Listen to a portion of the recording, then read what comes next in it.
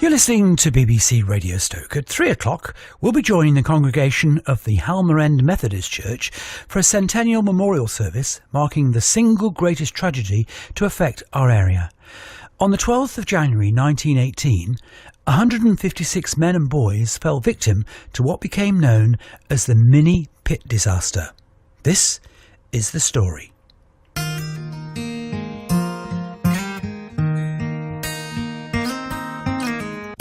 Imagine the scene in that primitive Methodist chapel. That morning, Saturday morning, planning for a party, the decorations, the women preparing the food, and then the news comes. And suddenly, down come the decorations. That chapel becomes the morgue. Well, I was brought up in a mining family. My father was a miner and my grandfather, great-grandfather. And it was a very hard life. You knew that there could be a pit explosion any time, a disaster, but I suppose it's the same as when you've got a soldier, somebody is in the war, you just get on with it. I don't think as a child we thought much about the mine and the work, until of course you heard somebody who was killed, but they weren't killed on a massive scale. If you knew the person, knew the family, then it made you realise then that maybe your father was living in this very precarious life. Death in the mines in those days was an everyday occurrence. Most families had had victims or relatives killed in a mining disaster. From 1756 to 1995, it was almost 4,500. There's a death every week, or sometimes every day, in North Staffordshire pits. So if you were a miner, death was an expected occurrence. It wasn't one or two deaths. It was an acceptable price to pay for the coal. But when there's a big disaster and you've got 155 people killed in one event, it was out of the ordinary really for the day. And of course we have to remember as well, in the Minnie Pit there had been a disaster a few years before. I think that was in 1915 when 9 miners were killed.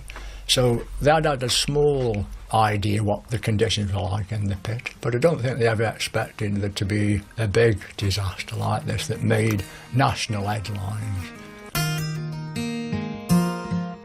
There was a football match planned for the men that were actually in the pit. The women were actually in the chapel.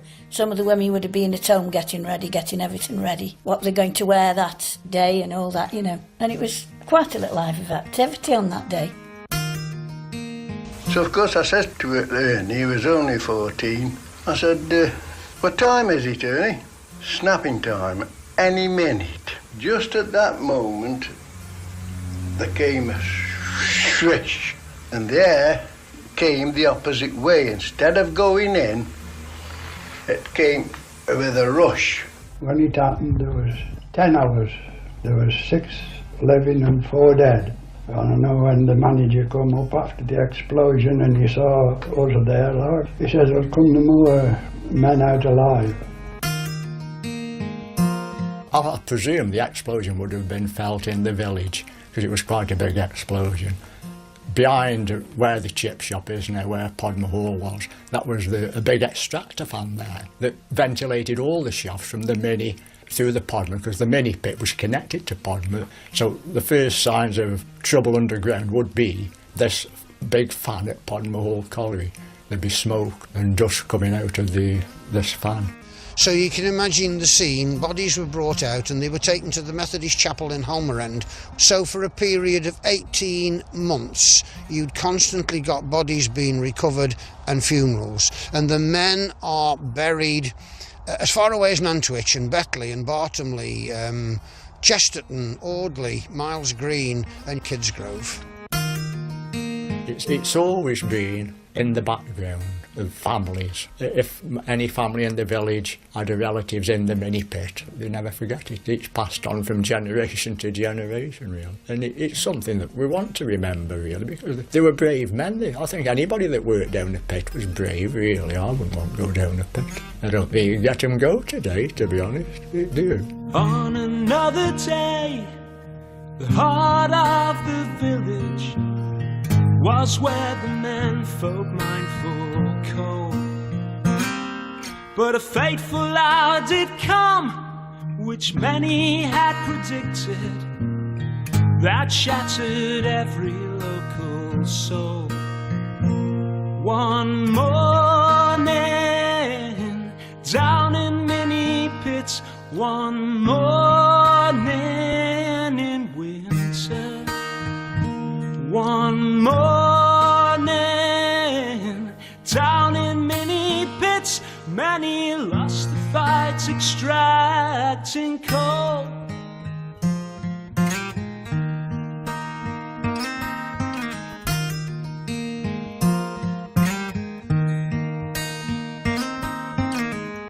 100 years ago, in early January 1918, with World War I at its height and the end of the Great Conflict not yet in sight, the worst home front disaster to affect the UK happened in a coal mine at a tiny North Staffordshire community, turning Hammer End into the village of the widows. Ray Dale lives in one of the miners' cottages on the High Street in Hammer End and has written about the industry. Death in the mines in those days was an everyday occurrence. Most families had had victims or relatives killed in a mining disaster. The ceramics industry in Stoke-on-Trent simply wouldn't have existed without coal, North Staffordshire coal. The Podmore Colliery was one of numerous shafts peppered across the area's coalfields and had been a main employer of men since 1890. Accidents, deaths became part and parcel of this highly dangerous industry. Christine Lamb grew up in a mining family. It was a very hard life for people. They went from day to day. You knew that there could be a pit explosion any time, a disaster, but to be honest with you, I don't think as a child we thought much about it. Until, of course, as I say, you heard somebody who was killed, but they weren't killed on a massive scale. On occasions there was only probably one death or a couple. They had a fall, a fall of the coal, but it was mainly just one-off, really. What happened was, if you didn't die in the war, a lot of them died in the Minnie. You got your husband in the war and your son down the Minnie, and the rest, I think, in the pit could have been in a way on a par with some of the risks in the war.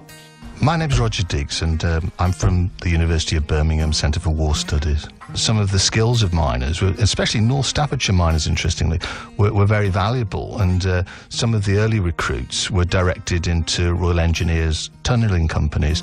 You're familiar with the history of mining on the Western Front, where these huge charges were laid under enemy lines, and North Staffordshire miners played a major part in that. So in some ways their expertise was needed in both places. It was needed at home, but it was also very important to develop the development of some of the strategies that were employed on the Western Front.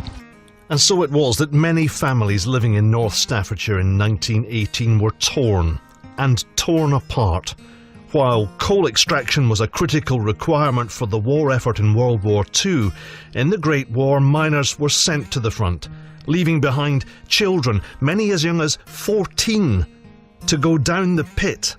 The women at home had no option but to wait and hope. And on the 12th of January 1918, that dread became the harshest reality in the coal mine, the Minnie Pit at Hammer End. When you try and imagine what it would have been like on the morning, it was a Saturday morning, wasn't it? It had snowed, and of course when you think about it, people would get up. There was no central heating. They'd have to lit the fire and have a bit of breakfast, and then they'd go down to the mine, down to the pit, usually with clogs, or you'd hear the clogs going down the pavement outside. And because Saturday morning, it was like half day for the pit. They used to work half days then, and of course about 9:45. 9:45. 9:45 on the 12th of January 1918. That moment is etched in Hammer End's history. And for Tom Burgess, who spoke to BBC Radio Stoke in the 1970s as one of the survivors. So of course I said to Machin, to Ernie, he was only 14, I said, what time is it, Ernie? Snapping time, any minute. Just at that moment, there came a swish, and there came the opposite way. Instead of going in, It came with a rush. I went up the shaft.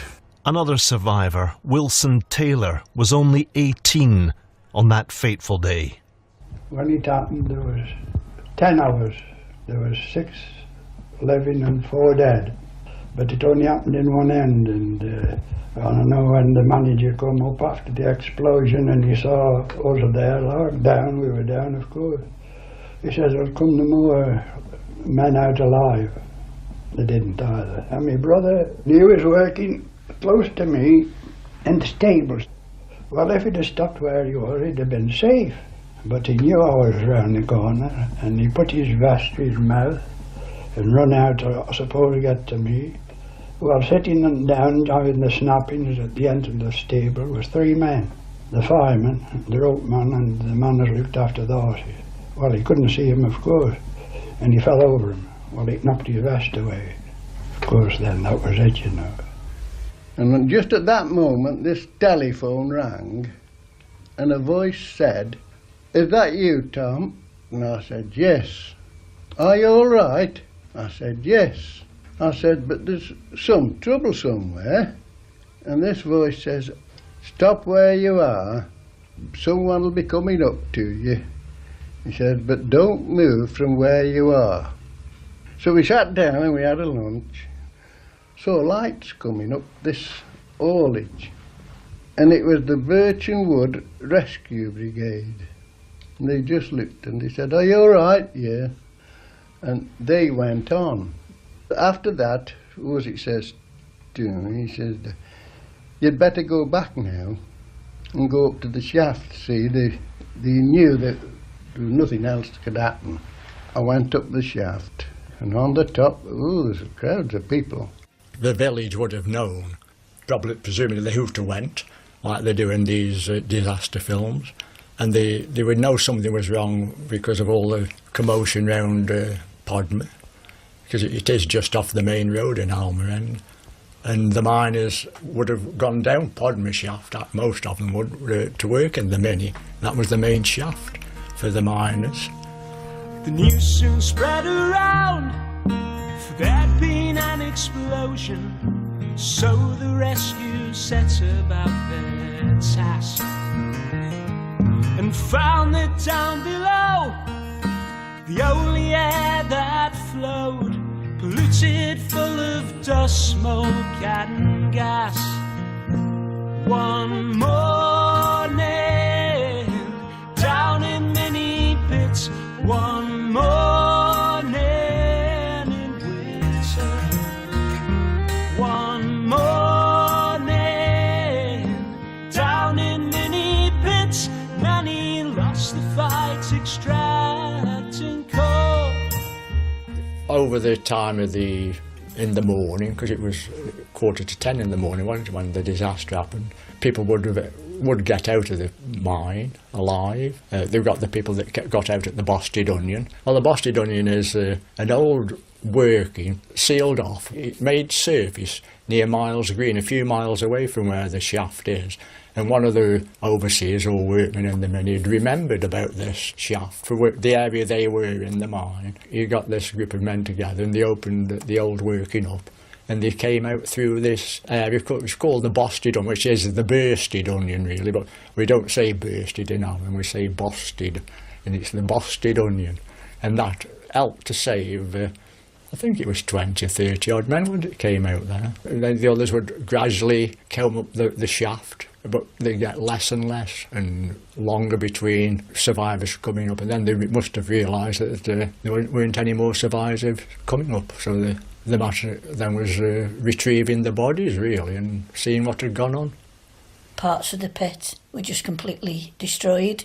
Chaos in some areas, but quiet in others. You can imagine what it would be like when that explosion occurred, and then what it would be like. There'd be a noise at first, and then it would possibly go very, very quiet. I can imagine that atmosphere, and I've imagined that many times, and it still gives me a cold feeling. That's worse for me, the thought of that. They don't know they've got a brother in one part of the mine and a father in another part, and they don't know. Well, you can't imagine what it must have been like, because they're all from so many families, weren't they? There were big families. I mean, there were 6 in one family, and there was 3 of mine in. It's chaos. It's actually, the news actually gets through the village and they find out what's happened, and then you've got that all over again with the women folk wondering whether their father, brother, son, etc. as in with it, as they called it, or were they in with it? Meaning, were they actually okay, their part of the section of the mine is okay, and then an other part of the mine, it just destroyed life as well as the mine. I went up the shaft, and on the top, there's crowds of people. And I can remember a girl, her name was Nancy Tepper, she'd be about 16. So of course she asked me where her father was. I knew her father, a little man. I knew where he was, but being a lad, I hadn't time to talk to anybody. According to the records, 247 great men and boys went underground that very day. What happens with all the colliery accidents, the first thing, as soon as they know, they all go to the pit top on the bank round the shaft to wait for news. And to think that so many people so close to the pit would have been there waiting to know whether their husband, son was one of the victims would have just been incredible. So while there was confusion underground, this plume of smoke is going up into the sky, and those who were living in Hammer End and beyond would have seen it. Yeah, people would have been running around knocking on doors as they did with these disasters, and telling them what had happened, and then they so sad that they couldn't wait to get to the pit top to just wait and see whether their father, the boys, because there were brothers in it, were the victims. Because in a lot of cases they would have lived, the terraced rows, they would have all lived next door to each other and been brought up together, and to think that that would have been it, what they were waiting for to see, you just can't believe it. Below ground, in the pitch black, news slowly seeping through the miles of passageways as men were looking for ways to escape. Through the busted onion, up the shaft. They were falling over their dead friends and colleagues. It's inevitable there would have been incredible concern, remembering how many of the miners were teenagers, just boys. While above ground, gathering crowds of mothers, wives, sisters, and, as we hear and see so often, emergency services, the mine rescue team, straight into action. Well, the first thing would have been, obviously, with the conditions being so bad underground, the atmosphere, you couldn't have gone down without breathing apparatus. So the first thing would have been to contact all the mines rescue brigades locally. And of course, they had, I think it was 1911, the date when they set the mines rescue service up. And of course, they wouldn't hesitate, these men again, such brave, great men. And of course, they would have come. And the sad thing was, a couple of days later, the Bircham Wood rescue team, the captain was Hugh Dorbar, he'd gone down with his lads, and for some reason his breathing apparatus, a valve, just packed up. And the records say that they couldn't do much for him, and sad to say, they went down in the afternoon and they had to get his body out. And again, such brave men.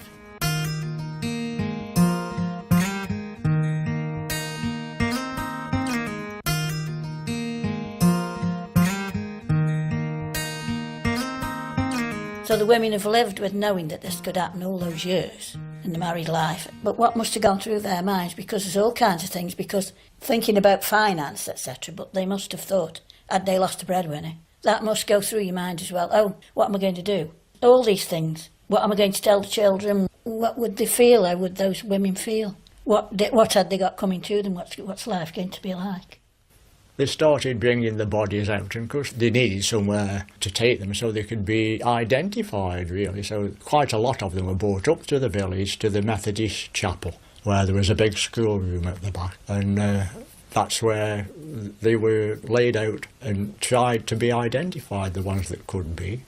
As a young boy, I used to remember my mum and dad taking me to the Methodist chapel in Helmer End. Another great friend of mine, as I worked with at Oldie, she was a lot older than me, he was working there as a boy at the Minnie on the day. He said that he went to the mortuary and the chap outside said to him, "I'm sorry, we can't let you in here today, you can't." And said, "Oh, my friends, I want..." And he says, "OK." And he took him and he went and saw his mates there lying there covered in They called it bradish at the time. They were sheets that they covered them, and just what memories of that, you know, to think that they could just go and see the mates lying there. One story that I have heard in the past was Martha Beach. She was the shopkeeper at the end of the Podmore Hall Road, where the chip shop is today, and it was a shop where most of the miners would call in on the way to the pit, start of the shift, to buy tobacco and various things to take with them. And because she knew most of the miners every day, she'd see them every day, so she knew who they were, what their names were, and she was asked to help to identify some of the victims when they were brought up to the chapel across the road, and she did it for quite a while until it got on top of her. She couldn't do it anymore. It wasn't a very nice thing to do, was it really? So after a while she had to say, I can't do it any longer. But she did help to identify quite a lot of the victims. The role of the minister there is no support. Who's doing the counselling? One person. And what is amazing, when I look back, Ralph Noble, the Primitive Methodist minister there, I had always imagined him as some sort of 50-year-old, solid, white-haired, dependable. He wasn't. Ralph Noble was only in his second appointment. He was 28. And he was having to deal with the grieving families, the widows, the children, people who were desperate for news, because of course news didn't come straight away. People didn't know. They were hanging on in hope for days, weeks, months before all the bodies were brought out. That's the miraculous thing, that of course they did continue. They worked on 19 months till every last man was brought out. That was miraculous in itself. And then you've got every day for 19 months, pretty much, you've got funerals. 155 men, day after day after day. And what's the toll on the ministers there with very little, no training and no knowledge of post-traumatic stress that families were suffering from? Women, not all the women were stoical and strong. Some of the women cracked up. Some of them died. One had a heart attack, leaving a family of young children with no mum and no dad. These were terrible, terrible circumstances. And yet the chapel was at the centre of the community. The minister held things together with the members. But of course, we had to remember that the key members were gone as well. Those men, those miners, they were the leaders. They were the Sunday school teachers. They were the class leaders. All gone. And of course, the men in that community, if they weren't down the mine, they were at the front fighting. So the trenches, families were suffering double bereavements, not just losing sons at the front, but now losing sons in their own community. Families were just ripped apart. In this time, before television, before radio, news spread by word of mouth or from newspaper accounts, people were as curious then as they are today. The North Staffordshire Railway ran special trains the following Sunday, running to and from Audley, allowing people to witness the scene of the largest home front disaster during the Great War. And as the disaster reverberated across the country, perhaps our best-known war poet, Wilfred Owen, who himself was on leave between being released from hospital suffering from shell shock and going back to the front, wrote a poem about that day in the Minnie Pit. There was a whispering in my hearth, a sigh of the coal, grown wistful of a former earth it might recall. I listened for a tale of leaves and smothered ferns, frond forests and the low sly lives before the fawns. My fire might show steam phantoms simmer from time's old cauldron, before the birds made nests in summer, or men had children. But the coals were murmuring of their mine, and moans down there, of boys that slept rise sleep, and men writhing for air. And I saw white bones in the cinder shard, bones without number, many the muscled bodies charred, and few remember. I thought of all that worked dark pits, of war and died, digging the rock where death reputes. Peace lies indeed. Comforted years will sit soft-chaired in rooms of amber. The years will stretch their hands well cheered by our life's ember. The centuries will burn rich loads with which we groaned. whose warmth shall lull their dreaming lids while songs are crooned. But they will not dream of us poor lads, left in the ground.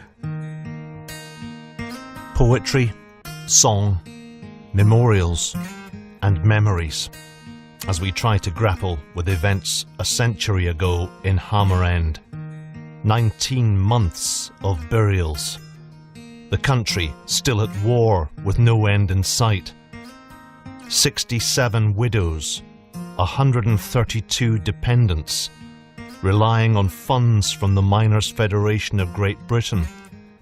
Support while survivors needed to go back to work, to go back down the pit that took 156 lives. Well, some people wonder why the miners wanted the pit to reopen again so soon after this disaster. But, I mean, if they weren't working in those days, there was no benefits. You couldn't go down to the benefits office and have dole or anything. If you didn't work in those days, you didn't have any money. And no money, you got no bread on the table, had you?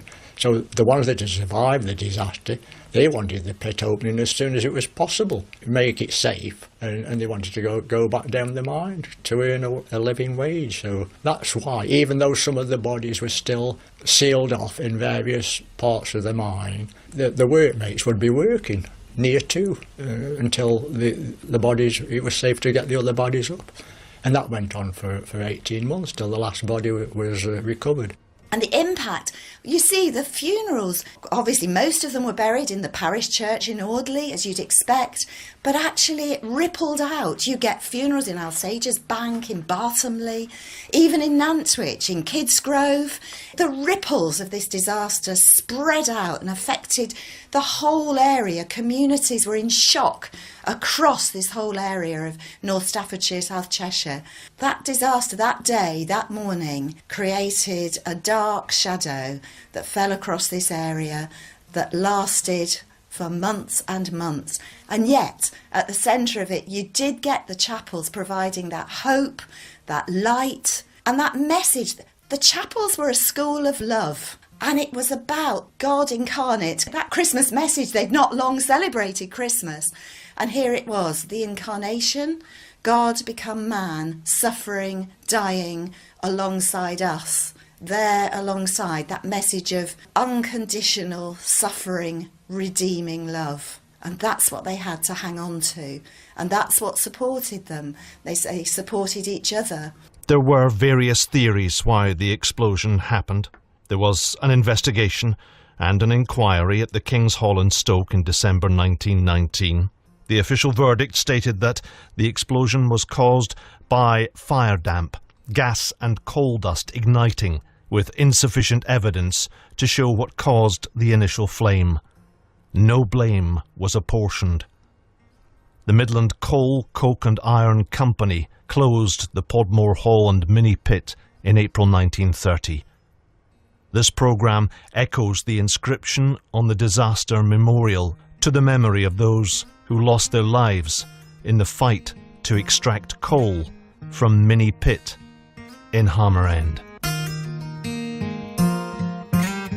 It's always been in the background of families, really. If any family in the village had relatives in the Minnie Pit, they never forget it. It's passed on from generation to generation, really. They were brave men. I think anybody that worked down the pit was brave, really. I wouldn't want to go down the pit. I don't think you get them go today, to be honest, do you? And the village did recover, stood strong and together, but won't forget the heavy toll. And the village did recover, stood strong and together, but won't forget the heavy toll.